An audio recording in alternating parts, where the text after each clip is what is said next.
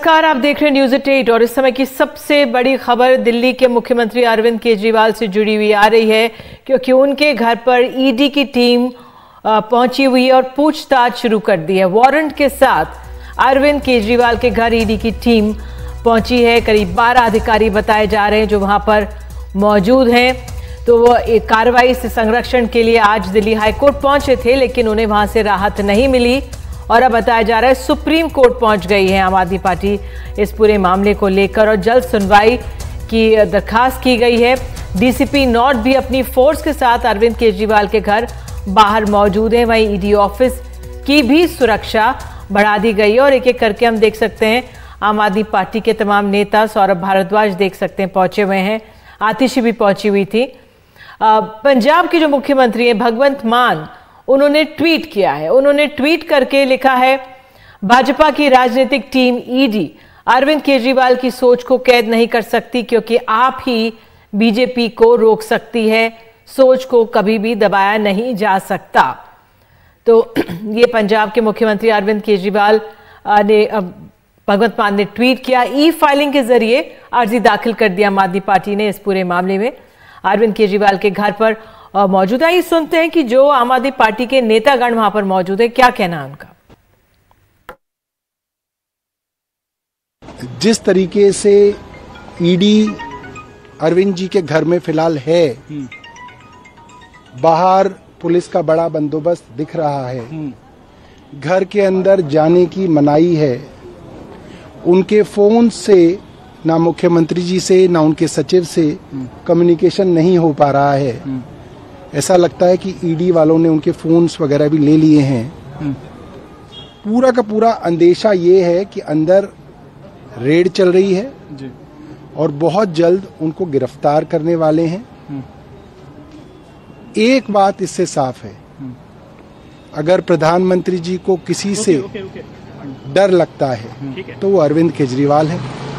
अगर नरेंद्र मोदी जी का विकल्प इस देश में कोई है तो वो अरविंद केजरीवाल हैं।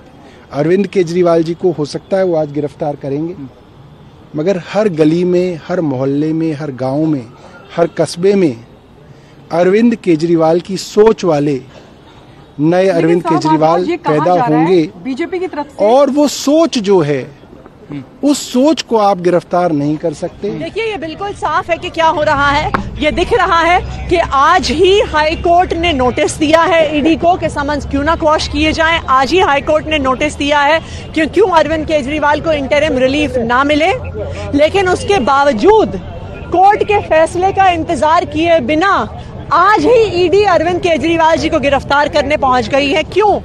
ये साफ दिखाता है कि एक राजनीतिक साजिश है।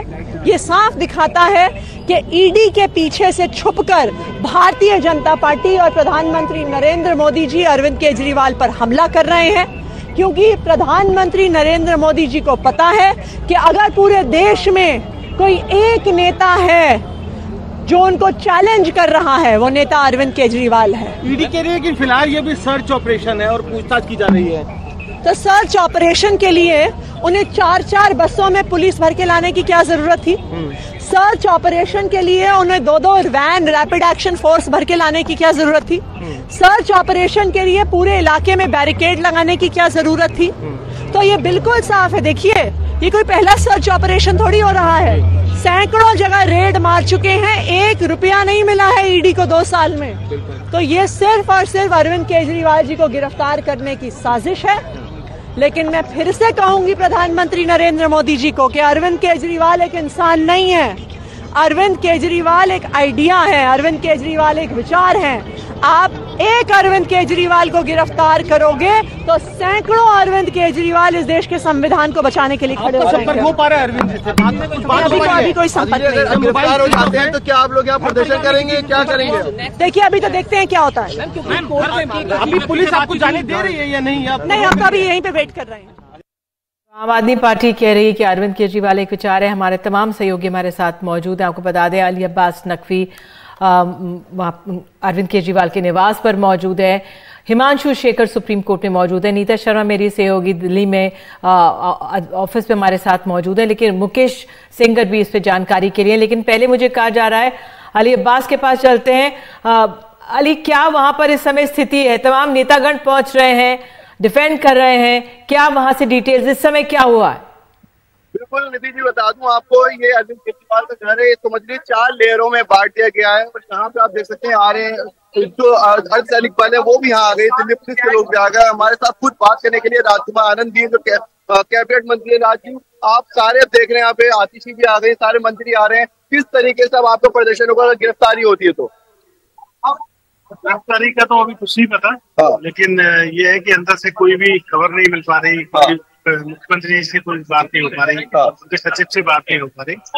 लोग आ रहे हैं, देखते सलाह करते हैं कि क्या करना है, लेकिन पूरी दिल्ली धीरे धीरे यहाँ इकट्ठी होगी, क्योंकि पूरी दिल्ली अरविंद केजरीवाल जी को प्यार करें। तो अब आप अगर अभी यानी अंदर अभी किसी से भी कोई बात नहीं हो पा रही है? अभी कोई बात नहीं। क्या आपको सूचना मिली? कितने कुछ अधिकारी ईडी की तरफ से आए? क्या उनकी मंशा कुछ? पहले तो 7-8 अधिकारी थे, लेकिन अभी काफी अधिकारी अंदर थे।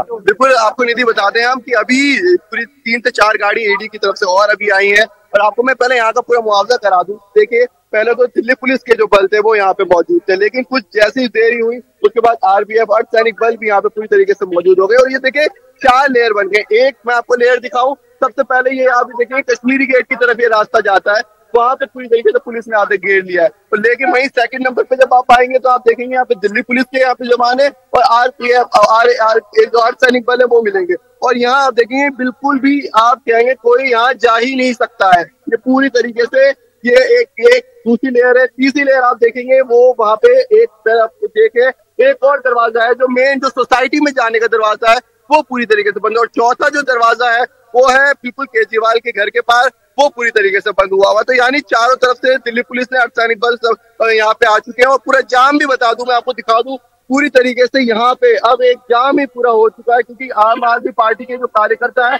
वो भी सड़कों पे आने लगे हैं।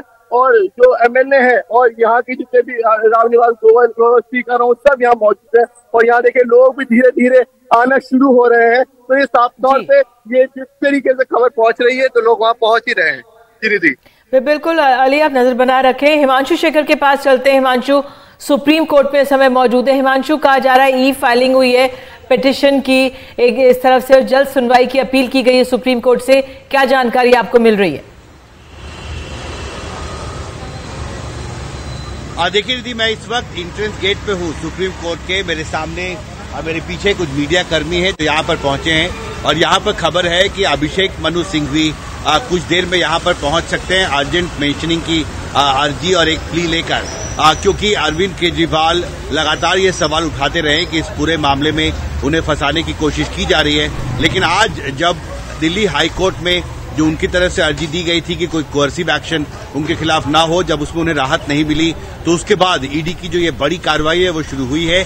और इसके साथ ही इस बात की चर्चा भी तेज हो गई है कि अब Arvind Kejriwal supreme court move कर सकते हैं और कुछ देर में यहाँ पर अभिषेक मनु सिंघवी एक अर्जेंट मेंशनिंग की प्ली लेकर पहुंच सकते हैं। फिलहाल सुप्रीम कोर्ट बिल्कुल आप नजर बना रखे तो हिमांशु बता रहे हैं किस तरह से गाड़ियां हैं यहाँ पर, सुरक्षा कर्मी है यहाँ पे। बिल्कुल आप बता रहे हैं जिस तरह से अभिषेक मनु सिंघवी जो उनके लॉयर हैं, आज हाईकोर्ट में भी उन्होंने उनकी तरफ से जरह की थी, वो पहुंच रहे हैं। नीता शर्मा हमारे साथ है, मुकेश सेंगर बताया जा रहा है। नीता, आपके पास इस समय क्या और अपडेट इस मामले में? मुश्किलें बढ़ रही हैं अरविंद केजरीवाल की। बिल्कुल निधि, जब हाईकोर्ट ने फैसला दिया तो 2 घंटे के अंदर ही एनफोर्समेंट डायरेक्टरेट की टीम जो है वो सर्च वारंट लेकर उनके घर पहुंच गई। अभी फिलहाल सर्चेस जो हैं वो चल रही हैं और अमूमन तौर पर जब ये सर्चेस चलती हैं तो जो आरोपी होता है तो उसे बाहर की दुनिया से संपर्क नहीं साधने दिया जाता। यही वजह है कि जो ये आरोप आम आदमी पार्टी लगा रही है कि उनके फ़ोन्स ले लिए गए हैं, तो जब आप सर्चेस कंडक्ट कर रहे हो तो आप किसी से बाहर के शख्स से या किसी भी मीडिया कर्मी से आप बात नहीं कर सकते। तो पहली बात ये।